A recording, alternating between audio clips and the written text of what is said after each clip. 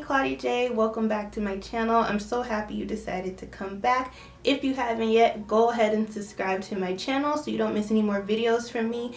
If you didn't watch my last video, I did a video about all the current natural hair products I'm using, so go ahead and check that out.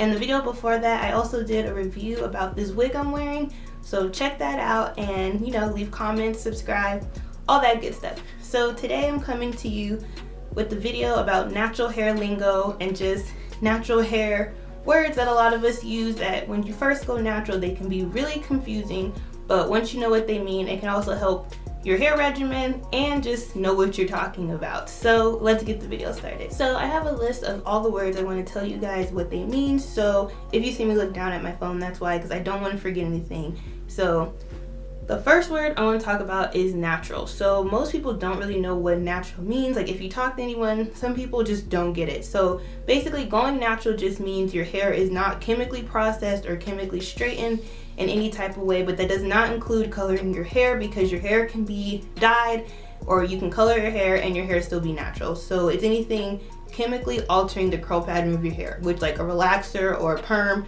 that would mean your hair is chemically altered. So that's what being natural means. The next word is transitioning. So when people say they're transitioning, that just means that they still have perm hair or relaxed hair in their head, and then they're pretty much growing out their natural hair and haven't decided to cut it yet. So basically when someone's transitioning, they'll have natural hair growing in and then they'll still have relaxed ends at the bottom. The next word I have is big chop. So when someone says they big chopped, pretty much means they decided they wanted to go natural, they didn't want to transition, so therefore they just cut off all their hair. I actually know a few people that big chopped. Me, myself personally, I transitioned for I think 18 months, something like that. But yeah, big chop just means you just cut off all your relaxed hair and start to grow your hair natural. Next word is TWA, and this one took me a really long time to even know what it meant. I didn't know what it meant when I was reading natural hair articles or watching other natural hair videos. Like it took me forever to know what it is, but TWA is pretty much teeny weeny afro, usually used when people big chop because like their hair is really short, so that's pretty much what TWA means. When people ask about hair types, so hair typing, when you see 3A, 3B, 3C, 4A, 4C, whatever, it's just pretty much describing the curl pattern of your hair. So some people have really wavy hair, some people have really kinky curly hair, some people have more of a spiral curl, some people don't have much of a curl pattern. So usually defining what hair type you are, usually that. Me personally, I'm a 4C, so that's my hair type. The next one I want to talk about is hair porosity.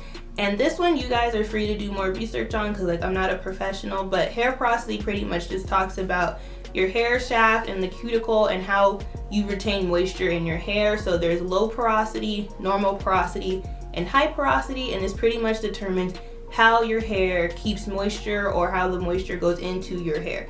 But you guys can definitely, there's a lot of articles out there that describe more in detail about hair porosity, so I would definitely suggest you look into that, because then that could definitely help determine what shampoos you use, what conditioners you use, what type of hair products you use. Hair porosity is actually a lot more important than your hair type. So the next word I have is wash day. Any natural that says it's wash day pretty much just means it's the day they wash their hair. Because, you know, for some naturals, you know, wash day can be a whole production and take all day. So when someone says wash day, it's just the day they wash their hair. Pre-pooing. Pre-pooing, I don't know if a lot of people use it, but I've seen it and used it before. But pre-pooing is pretty much anything you do to your hair before shampooing. So that includes hot oil treatments, if you put conditioner in your hair before washing and let it sit. Pretty much anything you put in your hair before shampooing your hair to either help with the detangling process or if you like to deep condition before you wash.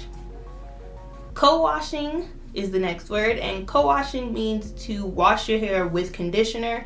So pretty much you can use anything to co-wash as long as it's conditioner, but there's a lot of companies have like their own cleansing co-washes now that cleanse your hair to help remove buildup. I use a cleansing co-wash personally, but I do still use shampoo in between co-washes every now and then. But co-wash just means washing your hair with shampoo, and it keeps the moisture in and retain moisture, because some shampoos can strip your hair. So And the next word is finger detangling.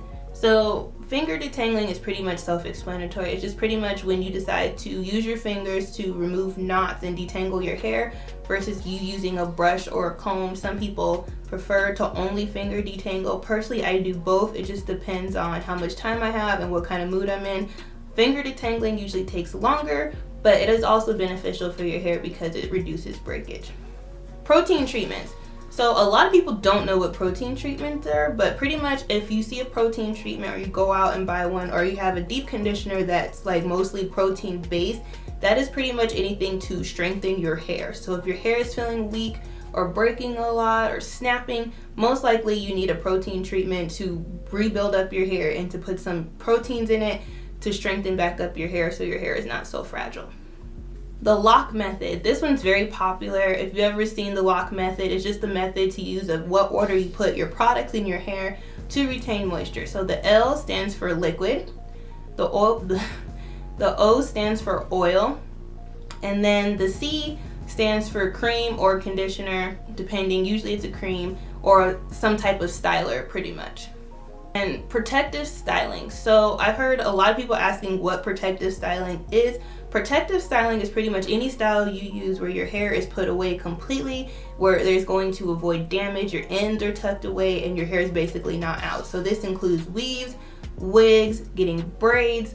All of those are considered protective styling. So if you hear someone say protective styling, usually means that their natural hair is underneath and it's not out, and it's to usually prevent heat damage, or sometimes we just get lazy and we don't want to do our hair. Hence also why I'm wearing this wig. This would be considered a protective style. Low manipulation styling. So a lot of the time people get low manipulation styling and protective styling confused, but low manipulation styling pretty much just means a style that you can do your hair in that requires very low manipulation from you so your hair doesn't continue to break. So low manipulation styling would be twist outs, braid outs, putting your hair in a bun, flat twisting it, halo braids. Pretty much all of those are low manipulation styling. So it doesn't take a lot of effort to get in that style, and once you kind of have it, it's pretty much set and it doesn't require you to constantly brush or comb your hair. Next word I have is wash and go. And wash and go is pretty much what it sounds like. A lot of people with type 3 hair or 4A, 4B do this a lot, but 4C hair can do wash and goes. That is definitely a misconception. We can do wash and goes, but basically wash and go is pretty much when you go wash your hair or wet your hair, and then basically while your hair is wet or damp, put a styler on it, and then pretty much just let your curls set that way and air dry. Some people use a diffuser to make it dry faster, but pretty much that's what a wash and go is.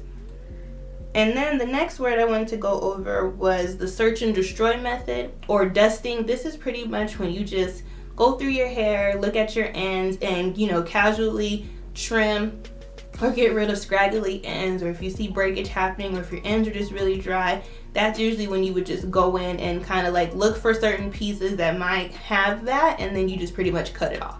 So I hope this video was helpful and that now you guys have the starter to the natural hair lingo, and now you know what all of them mean. So if you found this video helpful, go ahead and give it a thumbs up, and don't forget to like and comment on this video, and I will see you guys in my next one. Bye.